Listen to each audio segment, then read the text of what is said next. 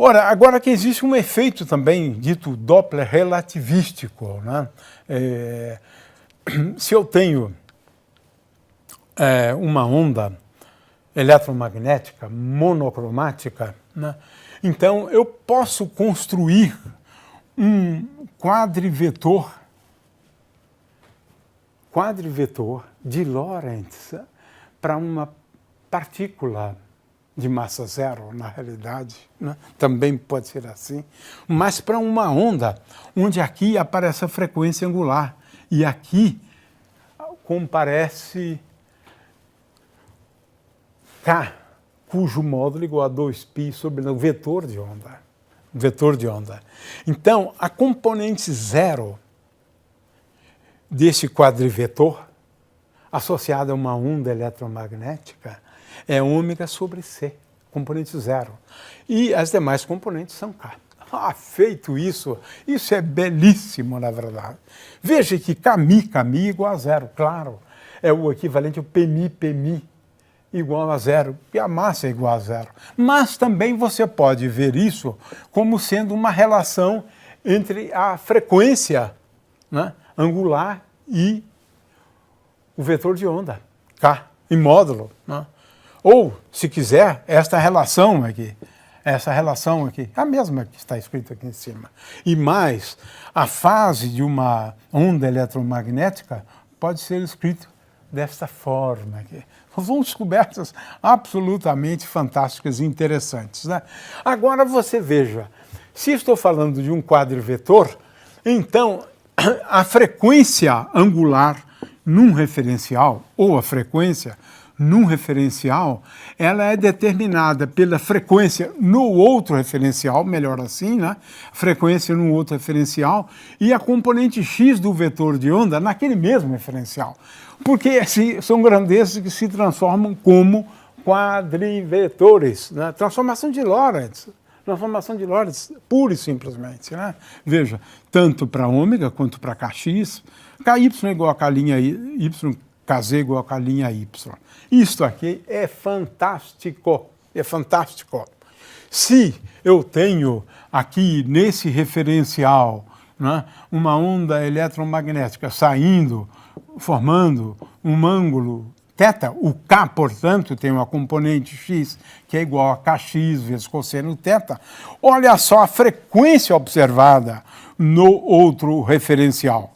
Esta aqui é a frequência observada no outro referencial. Gama, ômega' é a frequência neste referencial que se movimenta em relação ao outro com velocidade v. Aqui está, fantástico. A frequência muda, depende do ângulo. Nós vamos considerar o ângulo θ igual a zero, né? Ela sai nessa direção, na mesma do movimento, e vamos considerar θ igual a menos π, é um outro caso. O objeto, num caso, se afasta, no outro ele se aproxima, né? Se cosseno θ for igual a menos 1, é porque é como se, é equivalente a trocar v por menos v. Ele se aproxima de nós, né? De forma que, nesses casos, né, onde considerar θ igual a zero, olha só a expressão para a frequência em função da frequência no referencial que se move em relação a esse com velocidade v para a direita, se afastando, portanto, né? Veja só o que acontece, né? A frequência muda, portanto, né? A frequência muda. E agora, se ele estiver com o ângulo θ igual a menos π, este ângulo igual a menos π, eu tenho aqui 1 menos v sobre c. Na verdade, isto aqui eu tenho a ligeira impressão que está equivocado. Na verdade, aqui é o sinal menos, né?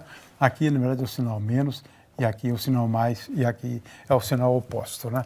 Então, o que se está prevendo aqui? Muito interessante isso aqui, né? Em primeiro lugar, se eu mudar, ao invés de ômega, eu quiser ômega' no outro referencial, apenas troco v por menos v.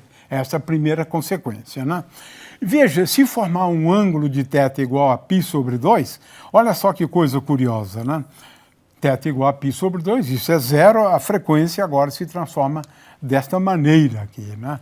O fato é que na cosmologia se introduz uma grandeza, né, conhecido como Z, né, que dá basicamente uma medida do redshift, né, porque é a diferença entre a frequência da luz emitida menos a frequência da luz observada dividido pela frequência da luz observada.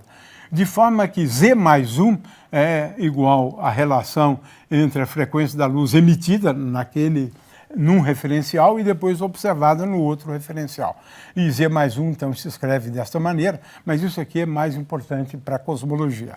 O fato é que a mesma luz amarela, né, vista por quando esse objeto se aproxima do observador, ela vai tender para a cor azul, de acordo com o que nós estamos vendo aqui. Esse efeito é conhecido como blue shift, né? É um deslocamento na direção do azul, né? No entanto, quando o objeto se afasta, o deslocamento é como está aqui agora, né? É na direção do vermelho. Aqui nós estamos falando agora de redshift, né? Todas as galáxias, exceto a Andrômeda, elas se afastam de nós. Consequentemente, a luz muda de cor. Fantástico isso, né? Ou seja, o deslocamento é em direção ao vermelho, né?